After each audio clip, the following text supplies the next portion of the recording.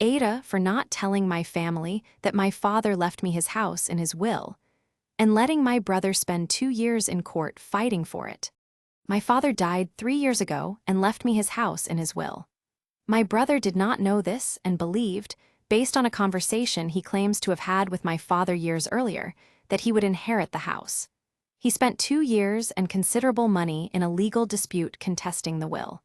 I was aware of his legal action throughout. I did not tell him the will was unambiguous and that his case had no merit until he had already spent a significant amount of money on it. I need to know if I am the asshole. I need to tell you about my relationship with my brother before I tell you about the will, because without that context, what I did will seem like pure cruelty, and it was not quite that. My brother Marcus and I had a complicated relationship with our father. Our father was a man who played us against each other for most of our adult lives, who told each of us, privately, different things about his intentions, his preferences, his feelings, and who I believe derived something from the tension this created. This is not a theory. This is something Marcus and I have actually discussed after everything and arrived at together. My father had told Marcus, apparently, that he would leave him the house. He had told me the same thing. He had then, in his actual will, left the house to me. I do not know why he made the final decision he made. I suspect it was related to the fact that I had been his primary carer in the last 2 years of his life, but I do not know this for certain. When Marcus challenged the will, I was advised by my solicitor to say nothing during the legal process that could be construed as any kind of engagement with his claim.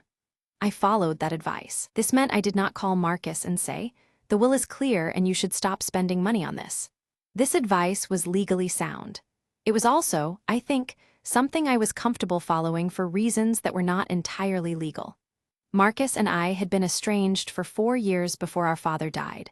The estrangement was his doing, a falling out over money years earlier, that he had escalated beyond all proportion, and that I had eventually accepted as the end of a relationship I had been trying to maintain alone. He spent 2 years and approximately £15,000 contesting a will that was unambiguous. He lost. He then found out the will had been unambiguous throughout and that I had been aware of his legal action. Am I the asshole? Update, 1 year later. Marcus contacted me 6 months after losing the case. He did not contact me to reconcile. He contacted me to tell me that what I had done was the single most vindictive act one person had ever done to another, and that he hoped I understood what kind of person I was. I sat with his message for a long time. I replied. I said I had followed my solicitor's advice throughout the process, and that engaging with a live legal dispute was something I had been specifically instructed not to do. I said I understood why he was angry. I said I was sorry that the process had cost him what it had cost him. I did not say, "But you estranged me for 4 years over money, and I was not sad to watch you spend money learning that the will was what the will said it was."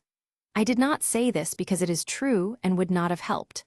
Marcus and I are not in contact. I do not expect this to change. I have thought about what I would do differently. Honestly, leaving aside the legal advice, I think I would have called him and said, "Marcus, the will is clear." I would have done this because I believe on reflection that the right thing to do was to save him the money regardless of what he had done to our relationship. I didn't call him. I am not proud of that part. I own the house. I live in it. It is, as my father intended, mine. NTA or ITA, was staying silent legally justified, or was it something else? Comment below.